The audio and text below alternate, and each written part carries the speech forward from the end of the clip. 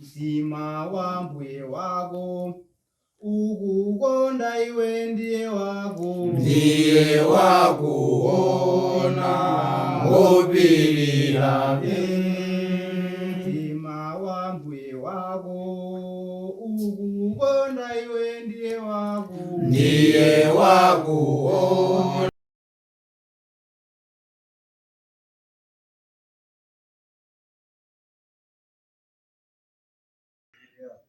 Tikulandireni pa programu yathu ino pa tsiku la lero makamaka pamene timakhalanso ndi nthawi imene timaonaponso pa zinthu zina zimene anthu timakhala ndi mafunso zokhudza buku lopatulika.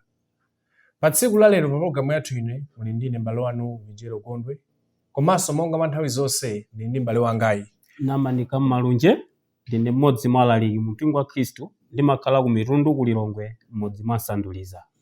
m'bale wathu Namanika Malunje si munthu wachilendo pa programu yathu ino, wakhala kutithandiziraponso pa mafunso ena amene timakhala nawo okudza baibulo.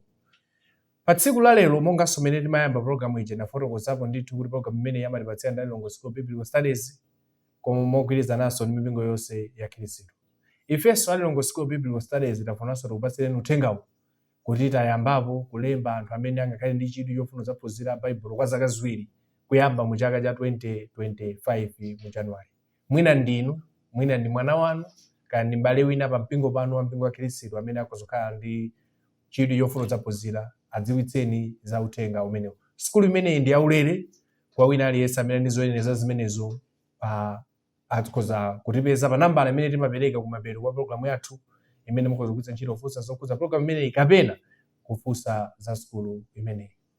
Pa tsiku la lero tifuna tioneponso maphunziro lina m'bale wathu Namanika Malunje. Todziwa kuti tikukhala mu dziko limene pali zinthu zambiri zimene nthawi zina ifa chosamvetsetsa mwina timazitanthauzira molakwika. Ndifa chozitanthauzira molakwika ziko zotipangitsanso kuti topezanso mavuto ena makamaka tikamba za zinthu za uzimu izi. Zimene mavuto ake ngati walakwitsa mwina ndi moyo wako wonse ukakhala wozunzika. Ngati wachita bwino ndi moyo wako wonse ukakhala ukusangalala. Kwa nthawi yayitali timaona ndithu kuti tikakhala ndi mafunso ena tikati mutithandize mmatithandizira bwino malingana ndi mmene baibulo linafotokozera. Tsiku la lero tifuna tikhalitse pakuona kuchokera buku limene la Chibvumbulutso. Buku la Chibvumbulutso lakhala buku limodzi limene nthawi zambiri limakhala ndi zinthu zina zimene mwina anthu timazigwiritsa ntchito pofuna kungowapatsa mantha azathu. Kapena kuwaopsezera azathu basi. Koma mwina po waopsezapo tungowaopseza osati kuti ndimenezeni okhalira koma kungofuna basi kungowapatsa mantha ndithu. Zoona. Chinanso chimene anthu timachigwiritsa ntchito pofuna kuphunzitsa chimene timachipeza buku la Chibvumbulutso chapter 13. Buku limene la Chibvumbulutso chapter 13 ndakambapo za chirombo chimene chinatuluka mu nyanja. Tifuna kuti tikhalitse pa buku limeneli makamaka kuti mutithandize. Koma tisanalowe pa Chibvumbulutso chapter 13 mwina chinthu chofunira kwambiri kuti mutipatse chithunzithunzi cha mmene buku limeneli kuti linalembedwa motani ndi pati pamene pamatipangitsa kuti mwina tisalimvetsetse bwino. Buku la Chibvumbulutso linalembedwa motani? Funso lofunika kwambiri. Poyamba ndi kuvomerezeni kuti ndi buku limene lalembedwa ndithu movuta kwambiri. Aziphunzitsi, azilalika, azibusa ambiri limawavuta kwambiri kuti limvetse kuti osathandizira anthu ena. Moti nzotheka ndithu aziphunzitsa ambiri kumene kusafikafikako mwina akangoyesera kulifikako sakhalitsa konse makanga ndi chinthu choti chikutentha. Ndiye mukanenadi kuti buku la Chibvumbulutso ndi buku limene lili lovuta kwambiri ndi zoona. Koma mafunsa kuti linalembedwa motani kuti mwina zingawawa zimapangitsa kuti anthu livute kulimvetsa. Poyamba tidziwe kuti buku limene li la Chibvumbulutso kwambiri imene limalembedwa zambiri linalembedwa mwa zizindikiro kapena mwina akatchulidwe kena mochita ngati mopipiritsa. Ndiye zinthu nthawi zambiri zikalankhulidwa kapena kulembedwa mopipiritsa zimavuta anthu ena kuti amvetse kuti izo chani. Choncho buku limeneli chinthu china ndicho chodziwika kwambiri kuti zambiri zalembedwa mopipiritsa. Monga pa buku la Chibvumbulutso chapter 1 verse 1 ndithu anafotokoza ndithu kuti lalembedwa mwa zizindikiro. Maoti opipiritsa nthawi zina zimaoneka kuti ngati mufuna kuti ena asazimvetse pa zifukwa zina. Buku limeneli linalembedwa mu nthawi imene Akhristu anali m'moyo wamavuto ndipo mavuto amenewa anachokera ku olamulira dziko komanso Ayuda ena amene amakana kulowa chikhristu amabweretsa mavuto kwa khristu. Ndiye pa zinthu zina zimene olemba baibulo amachenjeza akhristu aja makamaka pa zimene olamulira dziko amapanga. Ndiye nthawi imeneyo amafunitsitsa kuti ngati ndi olamulira dziko azizimba zinthuzo koma zikafuna kuti akazimba mwachindunji ndiye kuti zimakhala zikubwerezera mavuto kwa khristu aja. Yesu ali pa dziko lapansi nawonso amene analibe chidwi chokhudzana ndi mawu a Mulungu. Yesu akamafunanso kuwaphunzitsa nthawi zina amaphunzitsa mafanizo. Ndiye anthu pamachitenga nthawi kuti amvetse kuti Yesu amatiza kuti moti tsiku lina ake ophunzira adapezeka ntchito mupatsa funso pa Mateyu chapter 13 verse 10. Ambuye takuda bwanji chifukwa mukapita kukhamulija mumakonda kupipilitsira zinthu m'mafanizo koma mwina zosiyanapo ndife chifukwa choti ife mumatipatsa zinthu zambiri mwachindunji. Yesu ananena kuti chifukwa choti kwa inu kwapatsidwa chinsinsi cha ufumuwo chifukwa choti mudavomera kale kuti inu muli ndi cholinga chotumikira Mulungu. Tsono potaja khala ndi malingaliro okana zokhudza kutumikira Mulungu chifukwa chake zambiri ndi makungopanga mopipilitsa ndi mafanizo. Chinthu china chimene buku la Chivumbulutso chakhala chinthu chovuta chifukwa choti zambiri agwisa ntchito ngati manambala chabe. Manambala awo amagwitsa adalemba kuti amayimira zinthu zina. Ndiye kuti munthu adziwe kuti nambala iyi ikufuna kutanthauza zakuti pamene pachinchiro nthu chachikulu. Mwachitsanzo tikamati nambala mwina ndiyelekeze nambala imene ngakhale pa dziko pa ground amakonda kugwisa ntchito kwambiri anthu, nambala ya 40. Nambala ya 40 ndi nambala imene tikalowa m'Baibulo yagwira ntchito kwambiri. Ana Israeli choka ku Igupto kupita kwa ndani anayenda zaka 40. Sauli analamulira ufumu wake zaka 40. Davide zaka 40. Solomo zaka 40. Wabwera Yesu anasala kudya masiku 40 komanso ntimi namamukwapula mikwapulo 40. Paulo pena anafotokoza kuti ndikwapula 40 kuchotsera chimodzi. Ndiye nambala imeneyi imayimira chinthu choti mpothera kapena pamapeto pa chinthu. Monga ngati masuwa ndi manena zoti tsiku la 40 lidzakwana. Kuti akamaba sagwidwa akatundu namati lidzakwana la 40. Ndiye kuti anthu analitengera chifukwa choti nambala imeneyi imayimira polekezera kapena pothera. M'Baibulo munso kuphatikiza nambala imeneyo tilipo ndi zitsanzo zina monga izi. 1 amayimira Mulungu mmodzi monga mmene alembera pa Efeso 4 verse 6. Pali mphamvu kapena kuti namba 2 imayimira mphamvu monga mmene alembera pa Deuteronomy chapter 17 verse 6. Pamene 3 amayimira umulungu pa Mateyu 28 verse yake ya 19 Atate Mwana ndi Mzimu. 4 amayimira dziko lonse lapansi. Pa Chibvumbulutso chapter 7 verse 1 anaona angelo 4 angelo atayima ngodya zonse zinayi za dziko. 4 amayimira dziko lonse. Ngati masiku anapanga za campus direction kumwera upaka kumpoto kumvuma kaya kuchani zonse. Ndiye tikafika pa nambala 7. Nambala 7 imayimira chinthu chimene ndi changwiro. Pokhala kuti nambala ya 7 imayimira chinthu changwiro ndiye tikabwera pa nambala ya 6 imayimira chinthu chimene chalephera kufika pa 7 ndiye chalephera kufika pa ungwiro. Ndiye nambala imene imayimira chinthu chimene chili choyipa chaperewera kufika pa ungwiro. Ndiye nambala ya 6 imayimira chimenechi. Pamene 24 imayimira chipembedzo chonse monga Naisraeli analipo 12 Arumi anadzakaso 12. Ndiye kuphatikiza chipembedzo chonse ndi chimayimira nambala imeneyi ya Mateyu 24 imene imapezeka m'buku la Chivumbulutso. 24 akupezeka kwambiri. Choncho awa ndi manambala ena amene Baibulo limagwiritsira ntchito. Ndiye manambala amene ochuluka kwambiri amapezeka m'buku la Chivumbulutso. Chimene chawonjezeranso kuti buku limene likhale chinthu chovuta kuti anthu alimvetse. Monga mmene mufotokozerapo nthawi zinali pa manambala ngati siwamvetsetsa amene Baibulo imagwiritsira ntchito pamakhala mavuto. Ndiye chofunikira kwambiri nthawi zine kuti anthu mwina sedzo kuti manambala amene tiwapeza mumuwa atanthauza chani. Ndiye umaona nambala ndipo tanthauza umangotanthauza zimene organiza osati zimene zine nambala ili m'Baibulo mwayi. So tiyamikire kwambiri chifukwa manambala m'Baibulo tiwapeza talimo. Ntchito imene tinayo ndiyo tife tamvetsetse zimene zofuna kutanthauzira. Pali manambala ena monga mmene mufotokoza kuti ife timagwiritsa ntchito ndithu.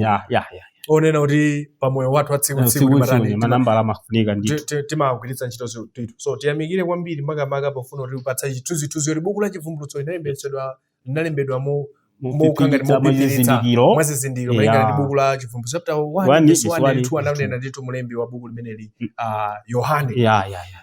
Komabe pamene mwatifotokozera zimenezo kwambiri timapezamonso pali zinthu zina zimene mwina Bible mu buku la Chivumbulutso imakamba za chirombo.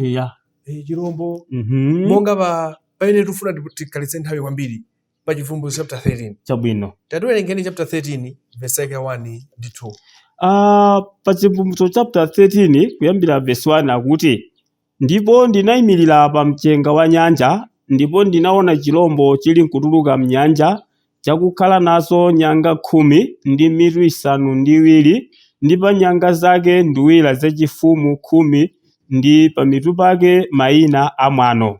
Ndipo chirombo ndinachionacho chinafanana ndi nyalugwe, ndi mapazi ake ngati mapazi a fisi, ndi pakamwa pake ngati pakamwa pa mkango, ndipo chinjoka chinapatsa iye mphamvu yace ndi mpando wachifumu wace ndi ulamuliro waukulu. Apa tikati tione pali zinthu zingapo zimene tuzipeza. Tupezapo manambala, komanso tupezapo chirombo. Ndiye kuti pamene tukamba kuti ndi buku limene lalembedwamo ndi zizindikiro, chinthu chofunikira kwambiri kuti zimene zimvetsetse. Mwatithandiza pa manambala. Koma phunziro lathu la tsiku lero tikhalitsa kwambiri pa buku la Chivumbulutso chapter 13. Chabwino. Komano apa titchuliranso za chirombo. Kodi chirombo chimenechi ndi chirombo chanji? Zikomo kwambiri. Kuti buku la Chivumbulutso chapter 13 kuyambira verse 1 mapita musimu kuti tilimvetse bwino. Ndilongosoleko pang'ono mbuku la Chivumbulutso chapter 12. Zina mwa zomwe zalembedwa mbuku la Chivumbulutso chapter 12 zitithandizira kumvetsa bwino Chivumbulutso chapter 13. Mbuku limeneli la Chivumbulutso chapter 12 kwakukulu makamba za zinthu zitatu. Buku limeneli limakamba zokhudza chinjoka, komanso lakamba zokhudza mwana, lakambanso zokhudza mayi. Tsono tikamakamba za chinjoka ndiye kuti tikamba za mdierekezi, Satana mdierekezi. Pamene mwanayi akukamba za Yesu. Pamene mayi amaphipiritsa kukamba za mpingo. Monga buku la Efeso chapter 5 verse yake ya 23. Mkazi ni mpingo wa Khristu. Choncho pamene tikukamba za zinthu zitatu zimenezi, tsopano njoka amene ali Satana anali ndi cholinga chofuna kuti alimbane ndi Yesu amugonjetse. Ndiye chimene chinadzachitika pamene analimbana naye, pamene Yesu amafa pa mtanda, Satana amaona ngati wawina. Tsono osadziwa kuti kufa kwa Khristu sikunachokere kuti popeze yogwirapo ntchito, koma chifukwa chakuti Atate Mulungu adakonza kale kuti Yesu akabwera kuno adzafa. Ndiye pamene Yesu anafa nkuuka, Satana anaona kuti ndaluza, sindawine. Tsono ataona kuti walephera kumugonjetsa mwanayi Yesu, adadzalimbana nufuna kuti alepheretse kukhazika mpingo. Moti ngakhale mpingo unayamba pa Machitidwe chapter 2, Yesu Satana adayamba wauzuza. Cholinga kuti ndithu usapite patali. Komabe monga mwacholinga cha Mulungu kuti mpingo ukhale utakhala ndithu. Ndi adaonanso Satana kuti wakanikanso kugonjetsa mayi kapena kuti mpingo. Pachifukwa chimenechi sanachita Satana, walephera kugonjetsa Yesu, walepheranso kugonjetsanso mpingo, ndiye tsopano mkwiyo wake udapitirira motere. Tiwerengeko mwina Chivumbulutso chapter 12 verse 17. Ndipo chinjoka chinakwiya ndi mkazi, nichinachoka kunka kuchita nkhondo ndi otsala a mbewu yace, amene asunga malamulo a Mulungu nakhala na umboni wa Yesu. Satana walephera kugonjetsa Yesu, walepheranso kuti alepheretse mpingo. Pambuyo pake akuti mkwiyo wake udapita kuti tsono akazuze mbewu ya mayi kapena kuti mbewu ya mpingo amene ala Khristu, amene akhala ali kusunga umboni wa ndani? Wa Yesu. Tsono pamene taona Chivumbulutso chapter 12, pamene tafika pa Chivumbulutso chapter 13, tinawerenga pacha. Chirombo chimene chikutchulidwa pa Chivumbulutso chapter 13. Chirombo chimenechi Yohane anachiona chilutuluka mnyanja. Ndi atachiona chirombo chimenechi anachionanso chili ndi zizindikiro zimene watchula nyanga 10, mitu 7. Ndiye funso lakuti kodi chirombo chimenechi ndi chirombo chanji? Ndi chirombo choti sindachionepo. Nyanga pamene pali mpofunika ndi pakhale funso ndithu kwambiri zikomo kwambiri kuti timvetse chilombo chimenechi tibwerere m'buku la Daniel chapter 7. Nthawi zina nkhani pamudzi pakakula zinthu mapita kwakula makafunsirako omatiwombeza yenetu pita ngati lukawombeza ku Daniel chapter 7.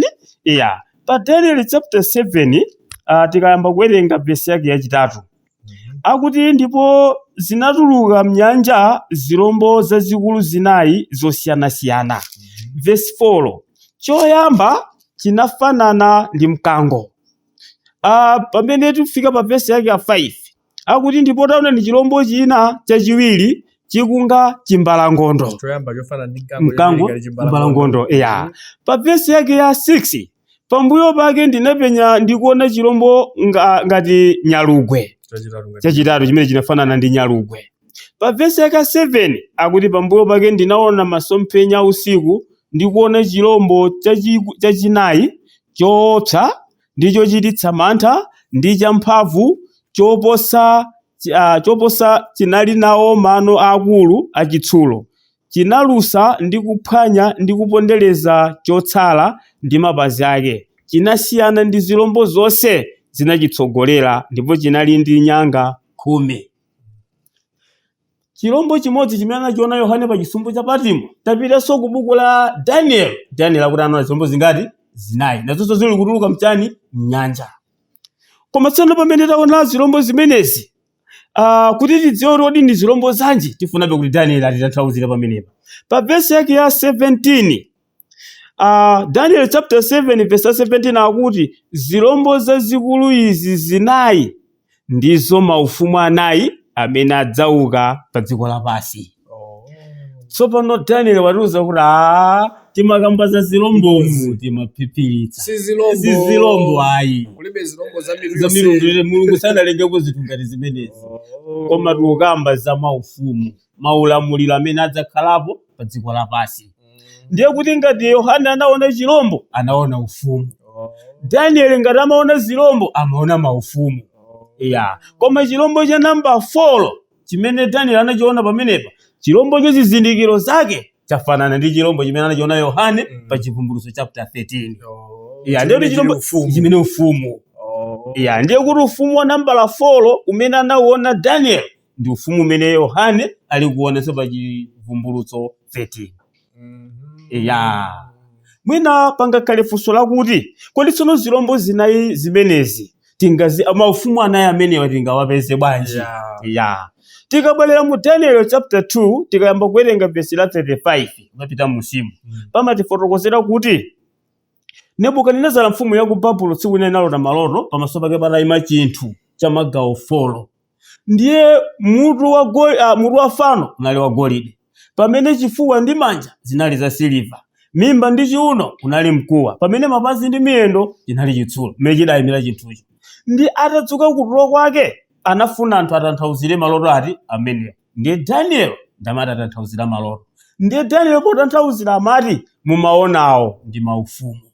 Ndipo mutu wa golidewo uyimira ufumu wakuno ku Babulo, pamene chifuwa ndi manja zimayimira ufumu wa Medi ndi Peresiya, pamene mimba ndi chiuno za mkuwa zimayimira ufumu wa Griki, pamene mapazi ndi miyendo za chitsulo wa nambala 4 ufumu wa Roma. Ndiye kuti ufumu wa nambala 4 umene Daniel anauona ndiye kuti ndi ufumu wa Roma umene Yesu Yohane akunena uchatsopano.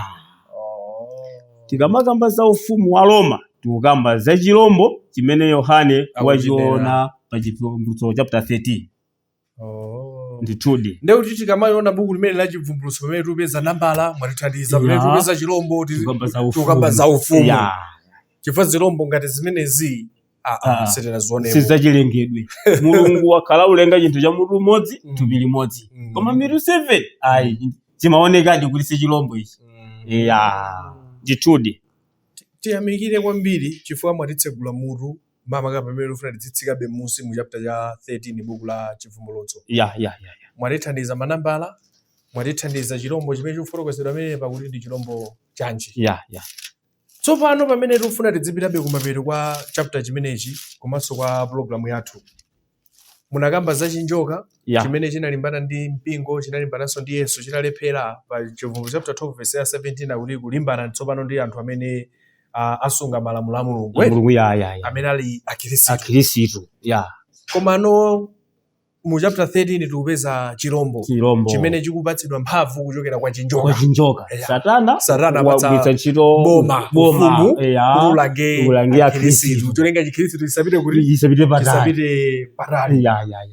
Mwina nthawi zina munthu matokhabe ndi funso nena kuti kodi chirombo chimenechi chinachita zorani zofuna kukwaniritsa cholinga cha chinjoka? Okay.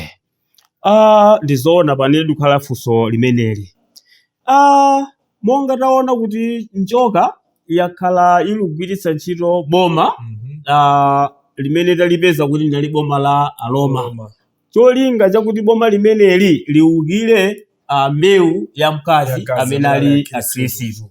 Ndiye tsopano chirombo chimenechi pofuna kuti ufumu umenewu kukwaniritse cholinga cha Satana chinakhala pasi boma limene linakhala pasi nupanga mfundo zoti mfundo zimene zikapita pa dziko ndiye kuti akhristu azunzika alakwa. Tikabwera pa verse yake ya 15 ndipo Chibvumbulutso chapter 13 verse yake ya 15 ndipo anachipatsa mphamvu yakupanga fano la chirombo mpweya kutinso fano la chirombo lilankhule nilichite kuti onse osalambira fano la chirombo aphedwe. Chirombo boma limene la Roma linapanga fano limene analika kuti liyimire ulamuliro wawo. Cholinga tsopano kafika pa dziko anene kuti aliyense akalambire. Ndiye kuti anthu akamapita makalambira fano limene limakayimira ufumu wa Roma. Ndiye kuti amene wapita ukalambira amakhala kuti wakwanitsa cholinga cha boma. Koma tsono walakwa palamulo la Mulungu. Paja Mulungu amati musamalambire fano. Tsopano akhristu nzachidziwire pamene pandina anali pa mavuto tsopano. Apala mavuto chifukwa ukana ukalambira fano. Alukana ukalambira fano chifukwa kuti anditse lamulo la ndani? La Mulungu. Pamene patsopano boma la Roma linayamba kwangwe ndi mwalawo. Muphedwa monga lamulo lukutero. Mwina awa ndionguka na ukalambira. Tsono nanga si moyo wa tsiku ndi tsiku anthu amafuna ukudya amafuna utani business ntchito ndi zina. Ndi ajaso anadzapanganso chinthu china. Tikabwera pa verse yake ya tiyambire verse 16. Chibvumbulutso chapter 13 verse 16. Ndipo chichita kuti osang'ono ndi akulu, achuma ndi osauka, ndi mfulu ndi akapolo alandire chilembo pa dzanja lawo ndi pa mphumi pawo. Ndi kuti munthu sangakhoze kugula kapena kugulitsa, koma yekha wakukhala nacho chilembo ndilo dzina la chirombo kapena chiwerengero cha dzina lake. Anapanga chilembo, anapanga nambala imene amafuna kuti nambala imeneyo imayimira fano lija kapenanso amene akulamulira dziko. Paja pakakhala pa ufumu pamakhala ulamuliro komanso pamakhala mtsogoleri oyendetsa boma. Ndiye amafuna kuti zimenezi nambala imeneyo ayigawire kwa aliyense pa dziko kuti zimthandiza kuti mukafuna ukagulitsa mukhale chinthu chiti ndi zinthu zimenezo. Ngati mufuna ukagula kapena ugulitsa mupeze kuti mukhale nambala iti nambala imene. Koma ngati mulibe ndiye kuti simungagule kapena ugulitsa. Ndeto ngakhale muthawa kulambira ukoma kusikakuso mukapanikasa ukasowa kolowera. Ndiye pamene pa Khristu akumana nazo apa. Asowana nacho mtendere. Choncho pamene pa zimenezi ndi zimene boma la Roma limene zimaphiphiritsa za chirombo chicha. Koma paja kuti tanthauzira Daniel kuti ayi si chirombo ndi ufumu. Ndiye ufumu wa Roma umene unalipo mu nthawi imene Yesu anabwera pa dziko, komanso nthawi imene amakhazika mpingo, komanso pa nthawi imene akhristu ayamba kukhala akhristu ku dziko lapansi. Tsono boma lachita zimenezo. Nthawi zina akamakamba zokhudzana ndi maonena kuti ayike chilembo pa mphumi kapena pa dzanja. Ndiye mwina anthu akhoza makhazo ndi zimatanthauzo kapena pa dzanja.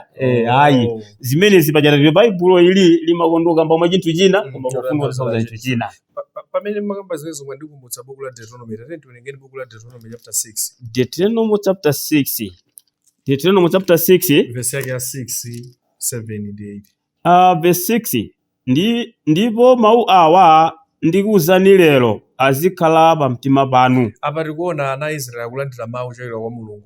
Akauza kuti mawu amene ndikuwuzani azikhala kuti pa mtima panu. Ndi ukayiona verse munthu akuzonena kuti ndetu zotanthauza kuti uzitenga mwina Bible kuyika pa mtima kusanjika nawo. Ndikapezo kuti ayi akusikimenera. Koma akati mawu awo azikhala pa mtima panu afuna kutanthauza kuti muwasunge pa mtima panu pochita zinthu zimene zizi. Akhale asinthe moyo wanu.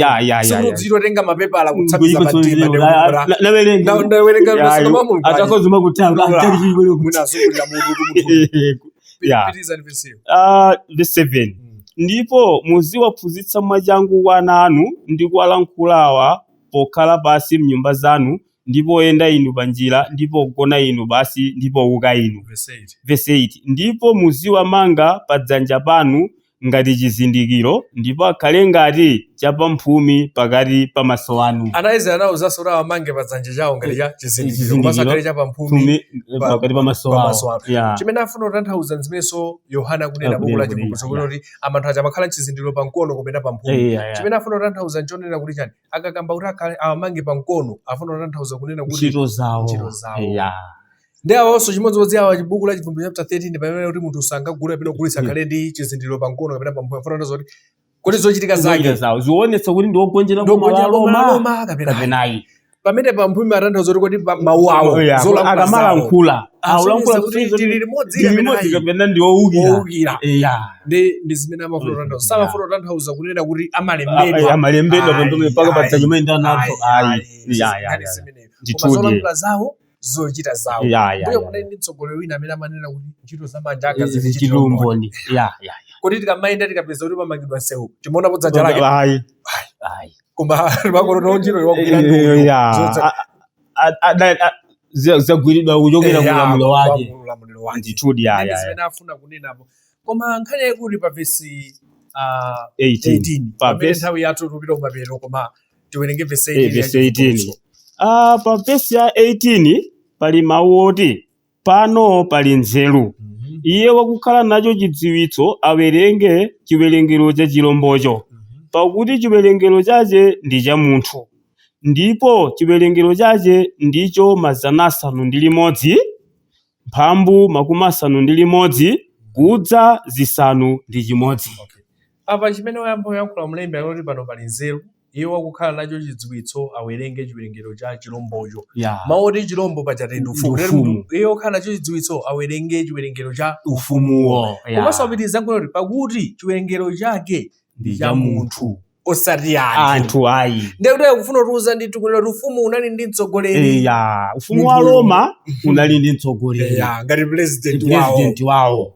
Ndiye tsopano chiwerengero iyi cha 6 ndi munthuyo. Ndiye tikabwerera ku manambala tikapeza kuti 6 ndi chani? Nambala yolephera kufika pa ungwiro. Chinthu choyipa. Ndiye kunena kuti ufumu huu unali ndi mtsogoleri amene anali oyipa. Ndiye nambala ya 6 uyipa kwake kudakula. Mtsanali oyipa kwambiri. Sizokudza ine. Sizokudza inu. Koma ndizokudza mtsogoleri wa Chiroma amene. Komanso kuti ndi munthu osati anthu. Ndende panopa kuli COVID ndesingabaitse fanza 6. Wamfuna koma. Osati Bible izi zinapita. Amene za Chiroma. Ndiona kuti tathandizika kwambiri. Chifukwa manambala amatisokoneza. Chilombo zimatisokoneza. Koma ndi mmene mwafotokozeramu kaya mwina ofuna kusamva mwina ulipatse mpata koma mali zinthu zambiri zimene nditu matithandiza. Nambala ya 6 siyokudza inu ndine inali nambala ya munthu amene anali mtsogoleri wa ufumu wa Chiroma amene amazunza Khristu. Tiyamikire kwambiri m'bale wathu. Zikomo kwambiri. Ine ndine Namanika Malunje, mmodzi mwa alaliki mu mpingo wa Khristu, ndimakhala ku Mitundu ku Lilongwe mmodzi mwa Sandulisa. Pa program imene anayinso ndine m'bale wanu Vinjelo Gondwe, mmodzi mwa membala a mpingo wa Khristu kuchokera mpingo wa Khristu ku area 36. Tikumbukire program imene yamatipatsira ndale Lilongwe School Biblical Studies amene akudziwitsani nsolo la yambapo dongosolo lolemba anthu amene angafuna zaphunzira Baibulo mwaulere kwa zaka ziwiri. Amuna a mpingo wa Khristu akaiso ni certificate yawo ya form 4 mwina ndinu mwina ndi ananu mwina ni member lawino pa mpingo tigwiza ntchito namba la mapetoyi imene mukhozotifunsa zokoza program imeneyi kapena zokoza school komanso pamene mukokhala ndi phunziro imene mafuna zaphunziro program iyi tigwiza ntchito namba imeneyi kufikira nthawi ina mulungu akudalitseni nonse amen. Mtima wa mbuye wako ukukonda iwe ndiye wakuona ngopirira mtima wa mbuye wako ukukonda iwe ndiye wakuona